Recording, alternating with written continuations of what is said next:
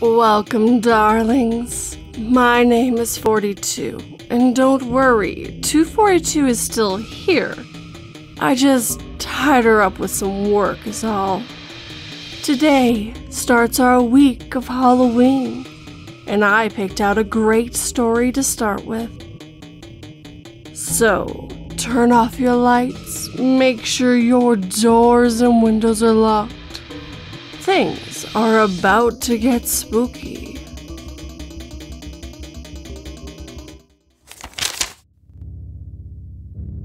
I fumble past the bathroom door and stand before my reflection, running tap water over my bloodied hand. He smiles back.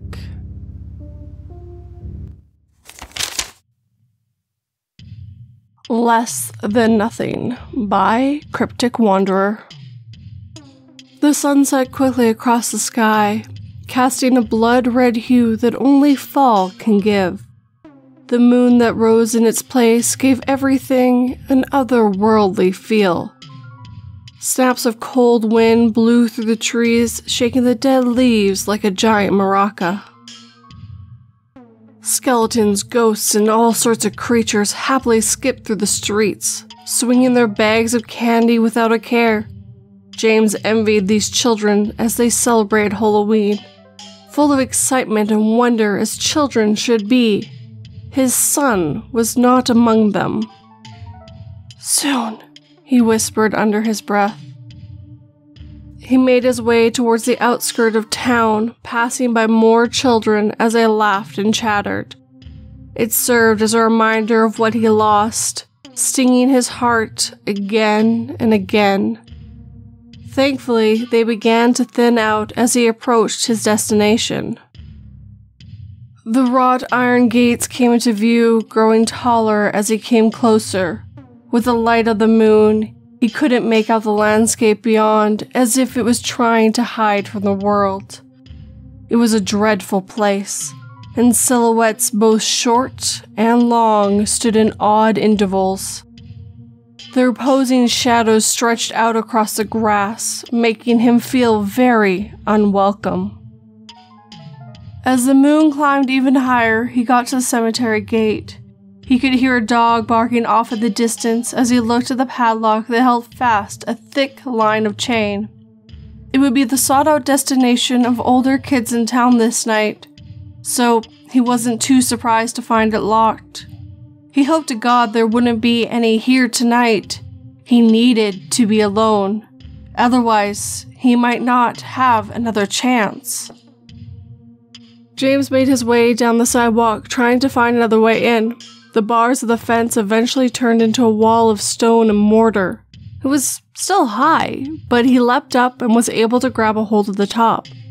James wasn't completely out of shape, but even still, he struggled to pull himself up.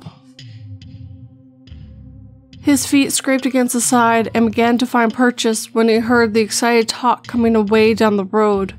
A group of teenagers were loudly going on about their evening as they made their way towards where he was. In a surge of desperation, he scraped the underside of his forearm as he finally made his way up and over the side. He landed on the ground, just missing a small marker that stood only a foot or two away from his head. He breathed a sigh of relief as a group of voices came and went, leaving James unnoticed. He got up, dusted himself off, and turned his gaze to the land of the dead. He knew the cemetery well enough, as it was only yesterday he said his goodbyes to his son at his funeral. At night, when the shadows took over, however, the entire place took on an alien appearance. The tree branches clacked together, aiding to the odd sounds that rose in the distance. Cold fear coursed through him as he took in the view. Cold fear coursed through him as he took in the view. Taking a deep breath, he steeled himself for what was to come. He had to get this done, and nothing was going to stop him. He faced forward with his mind on his task and walked between the stones with as much confidence as he could muster. Eventually he got his bearings when he saw a large paved road that had a shed at the turn. He made his way past and continued as the grade began to rise. Off in the distance, there came a sound, a crackling from the road ahead of him that was rapidly coming closer. He didn't have a weapon of any kind, and he braced himself to kick whatever it was. Then was surprised to find a large dog. He stopped a few feet away and gave a sad whimper, his heart nearly leaping out of his chest. He once again composed himself. "Psst, get lost," he whispered harshly. It gave him a sideways look and walked back towards the shack. James shook his head and continued on. Nearly at the crescent of the hill, he looked off to the left and saw the large stone building his son laid in. He walked over the stone steps, slowing down to get a grip on his thoughts and feelings. It was a moment of reverence as happy memories of his boy came to mind.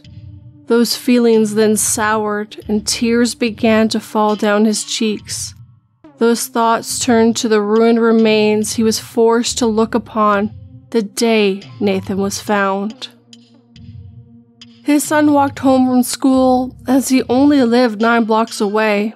When he never showed up, James called the police to report him missing, and it was only a few days later his body was found. It was stuffed behind some bricks at a construction site outside of town. He was clearly murdered, and he was so horribly mutilated that James couldn't clearly identify him without dental records. Skin was slashed and torn, and his face had been caved in, most likely from the large chunk of bloody concrete found close by. It was a closed casket funeral, and having lost his wife to an aneurysm 5 years prior, the attendance was small. It was at the funeral that the odd man approached him. He was dressed in a large gray coat and a wide-brimmed hat set atop his head full of gray hair. He seemed to keep to himself as Nathan's coffin was placed into his tomb.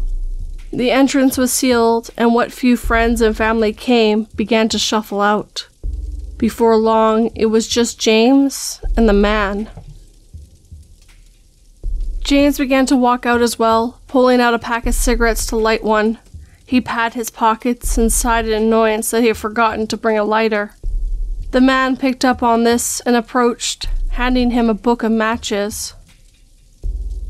"I'm truly sorry for your loss," he said. Lost in his grief, James just gave a quick nod and thanked him as he sparked one of the sticks. Always sad when a father outlives his child, but it doesn't have to be that way. "Please, I don't know who you are, but can you just leave?" replied James. "In time I shall. However, first I must insist that you hear me out. There is a way for your son to come back." James creased his eyebrows at this. Clearly the man was insane, and his nonsense was quickly getting on his nerves. "I think you better just go. Who are you anyways? What possible reason could you have for being at my son's funeral?" "Why, I'm a friend, Mr. Maureen. You can call me Nick. I am offering you a chance of a lifetime. Tomorrow will be Halloween, and the veil between the living and the dead will be at its thinnest. That is the only chance you will have. The instructions are here on this card," Nick said, offering it to him between 2 gloved fingers. "Follow these instructions precisely, and you can have your little boy back. And I do mean precisely." James looked the purple card over and scoffed, letting it drop to the stone steps of the mausoleum. "Again, I urge you, do them to the letter, or things could go horribly wrong. That is all, Mr. Maureen. Good day." said the man as he tipped his hat and walked off. James picked the card back up after he left. Of course, it was stupid, and entertaining the idea made him even angrier. As the day went by, however, he found himself fantasizing about its success while turning it over and over. What if, he wondered, he missed Nathan terribly and would give anything to have him back? When Halloween came the following day, he felt he had no other choice. So, here he was, standing in front of the great stone building. The door was locked as well, but the chains were snapped easily enough as it was no bigger than a necklace. He opened the door and almost lost his balance when he saw how dark it was inside. It was as if opening a void that would swallow him up like he never existed. He took a breath and stepped inside. Each footstep echoed through the place of rest, loud enough to wake the dead, he thought. He made his way towards the back where the light of the moon shone through the skylight above, and stood in front of the stone seal that had his son's name. After running a hand down the sand-blasted letters, he wrapped the tips of his fingers around the sides and began to pull. The seal putty hadn't yet hardened, and it wouldn't for another few months. Even still, the airtight vacuum made it a slow task. His joints ached, but after a few minutes it slowly gave and the seal was broken. The slab fell to the floor with a resounding shattering of stone, and he looked into the dark tomb where Nathan's coffin sat. It was heavy, but he managed to pull it out with some effort and guide it to the floor as gentle as possible. After unsnapping the locks to the lid, he pulled it up, and there was the destroyed face of his son. The skin was glued back as well as it could be. However, large amounts of bone still glistened through the moonlight. Tears foamed once more, making it difficult to read, but he looked to the card and read the instructions once more. 1. Place 5 candles around the body in a star fashion and light them. 2. Anoint the head with oil. 3. Place your hand upon his chest and recite the words. It was a hard process for him. The oil made Nathan's tattered skin come loose, and the feeling of it around his fingers made James queasy. Using the matches that Nick provided him, he lit the candles one after the other and cleared his throat. As he began to speak, the door out front banged against the wall, making him jump. He looked to the left, not sure what to expect, and the dog from earlier made his way up to him. "Get!" he yelled, giving the dog a smack to the leg. It whimpered and strolled over to the corner where it curled up and sat. The eyes of the dog on him made him feel guilty, like he was some kind of monster. He put it out of his mind and continued his morbid task. Permito legino e camino enemine file mene. Nemo sit intino illuma ed escato intino finidicis. The odd words rang throughout the empty building, and at first nothing happened. James looked fearfully down at his son's dead body, both hoping it would and wouldn't rise. More silence filled the space, and then he threw the card across the room. Disappointment and anger began to creep in. He was close to completely losing it when he heard a crackling sound. It was something like water when it rapidly freezes, and then a violent explosion erupted in front of him. As if the air was ripped open, a blue window to somewhere else was presented. Through the window he could make out a forest of dead-looking trees, and, yes, the face of a child. It was Nathan. The air around him blew harshly as a tall figure walked in from the entrance. It was Nick from the funeral, still wearing his heavy coat and a wide-brim hat. James couldn't see his face, As he squinted, Nick's deep voice boomed out. "Mr. Maury, I must thank you for all of your work." "What is this? How do I get my son out of there?" he yelled back. His face remained hidden, but his eyes began to glow bright red like an electric burner. The man walked forward and bent down to stroke what remained of the boy's cheek. Once more he rose to his feet, then lifted a hand to the portal. "This is a gateway to purgatory. When a person dies, their soul goes here and is judged on its way to its final destination. Only a human is able to open the door." "So if I walk through, I can get Nathan?" "Presumably yes. However, you will never open it for yourself, and I doubt you survive the terrors that call it home." "What do you mean?" "You really should brush up on your Latin, Mr. Monry. What I mean is, without the guidance of God to protect you, the evil that dwells in purgatory's dark reaches will rip you apart and drag you to hell.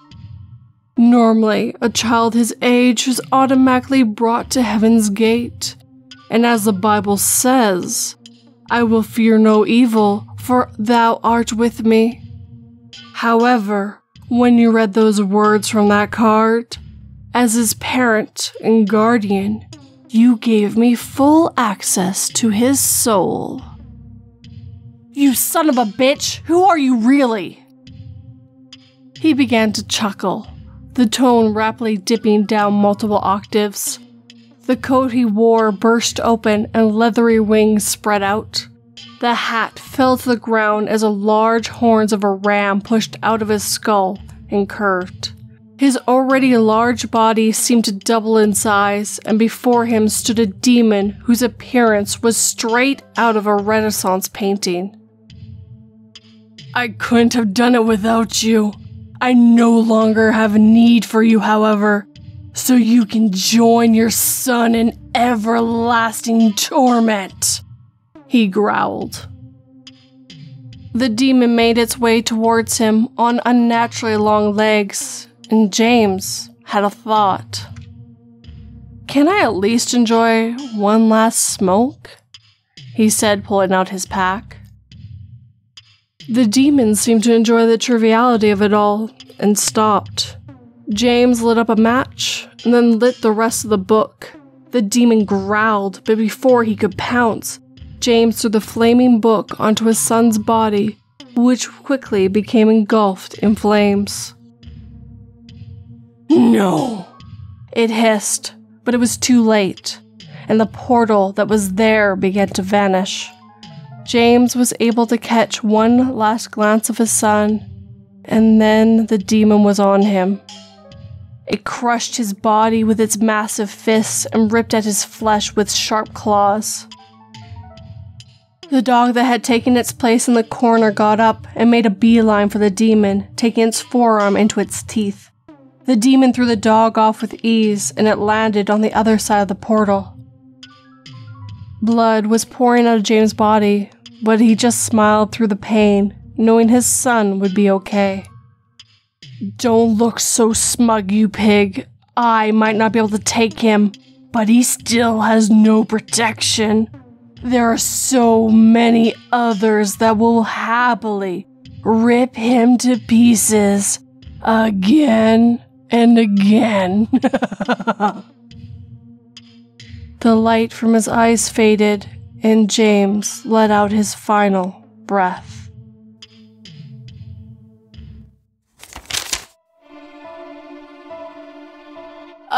This is the life," I grinned, placing his hands behind his head. Who would have thought my first time possessing a human would be so comfy?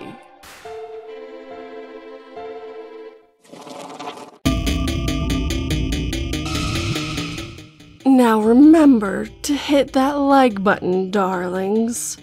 And if you're new, subscribe and turn that pretty little bell to all notifications. Also, remember to share this video or this podcast with anyone who might enjoy it. I've only just started. We have 6 more days of this week to go, and I even got 2 to help out just a little bit. If you would like to help this channel in other ways, 2482 has a Patreon, merch, and PayPal. She also has a few other social media accounts as well. Everything you want and more is in that tree link. I'll see you tomorrow, darlings. Sleep tight and don't let me bite.